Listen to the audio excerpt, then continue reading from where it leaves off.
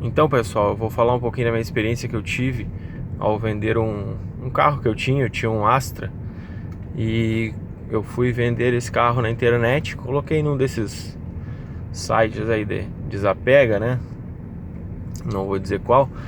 E aí o que aconteceu? Começa aquela coisa, um monte de gente vindo perguntar, né, sobre valor e condição de pagamento.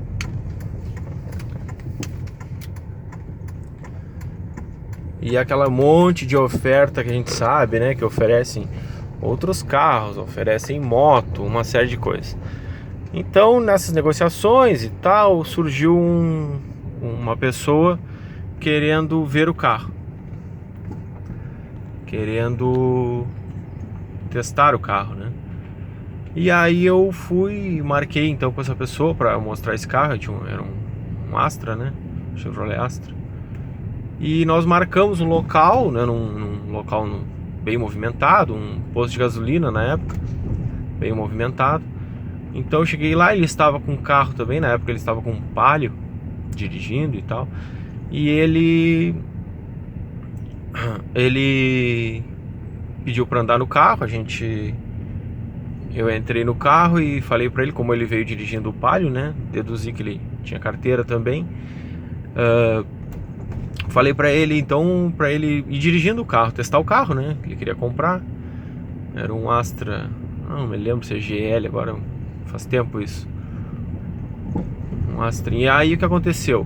A gente foi pra... Andamos um pouco na cidade, ele colocou o carro também na estrada, na BR, né. Colocou até uma velocidade um pouco alta ali pra testar, enfim, normal, né, quem vai testar sempre dá uma pisadinha para sentir o carro, aquela coisa, se o carro não tá puxando para um lado ou para outro. E nós fizemos então essa experiência aí, esse teste. E ele queria levar o carro em uma mecânica de confiança dele. Então nós fomos até essa mecânica aí. Vou fazer o retorno aqui. E nós fomos até essa mecânica de confiança dele. Chegamos lá, não estava fechado, eu acho que era meio-dia e tal. E aqui no interior as lojas geralmente fecham ao meio-dia, né? Abrem às 2. Geralmente assim que funciona aqui no interior. Então, aí ele olhou o carro, voltamos até o posto de gasolina. Ele a princípio tinha gostado muito do carro, né? Nós voltamos até o posto de gasolina e ele pegou o carro dele de volta, eu peguei o meu e trocamos o telefone ali para finalizar uma possível negociação. E o que aconteceu? Ele marcou então de ir até um banco, né, num dia, 2 dias após, para fazer o depósito e pegar o carro. Eu fui até esse banco no horário de meio-dia, esperei ele até 1h30 da tarde, ele não apareceu. E à tarde ele veio com uma conversa que ele estaria então com alguns problemas, né, no carro dele, lá no Palio dele, que não pôde então ir até o local para nós efetuar a negociação. Tudo bem, isso aí acontece, né? Um problema no carro dele pode acontecer e tal. E compreensível, né? Então eu aguardei ele. Aí à tardinha ele marcou então num local lá no escritório. Segundo ele era o advogado, que era pai dele e tal. Eu fui até esse local, ainda lavei o carro, lembro antes. Fui até esse local e realmente era no escritório de advogados. Eu bati lá e um advogado me atendeu. Porém, esse advogado desconhecia ele, não tinha ciência dele, não conhecia e tal. E aí eu vi que era algum tipo de golpe, né? Aí eu fiquei um pouco preocupado. Então eu peguei e retirei o carro de lá rapidamente. Retirei o carro e fiquei preocupado, não sei entender um pouco o que estava acontecendo, né? Foi aí então que eu lembrei que num desses dias de negociação que nós estávamos aí, num período aí, ele me ligou no telefone residencial. Então eu busquei na memória do meu celular e encontrei esse número residencial aí que ele tinha me ligado.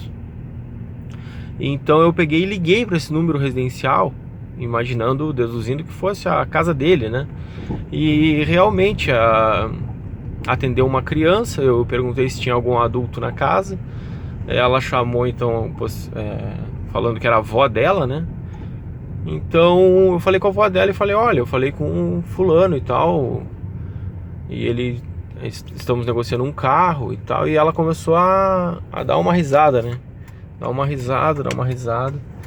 E eu não entendi direito, assim, eu vi por que ela tá rindo, né? Não, o que tá acontecendo, né? Fiquei meio perdido nessa ação aí.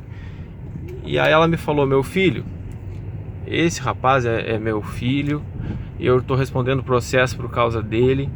Ele tem esquizofrenia, tá? E ele tem essa dupla personalidade, essa bipolaridade aí. Então ela me falou assim, sai dessa, que isso aí tu não vai vender carro nenhum, ele não tem dinheiro e tal. Então assim, a reflexão que eu tirei disso aí, pessoal, o risco que a gente corre ao vender um carro na internet. É muito perigoso vender um carro na internet, porque a gente não sabe quem é que está marcando com a gente lá do outro lado. Então assim, ó, recomendo entrar em contato com uma revenda, deixa o carro numa revenda, de um conhecido, uma revenda próxima à sua casa, porque eles têm experiência, eles vão deixar o carro ali, eles têm contatos, eles já têm um feeling também maior que a gente na hora de negociar, eles sentem também se o cara é um golpista ou não, eles têm essas artimanhas aí porque eles estão acostumados a negociar carro.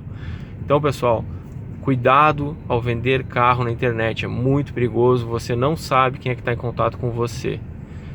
Se essa reflexão aí ajudou você de alguma forma aí, curte o vídeo aí, segue o canal, um abraço, até o próximo vídeo.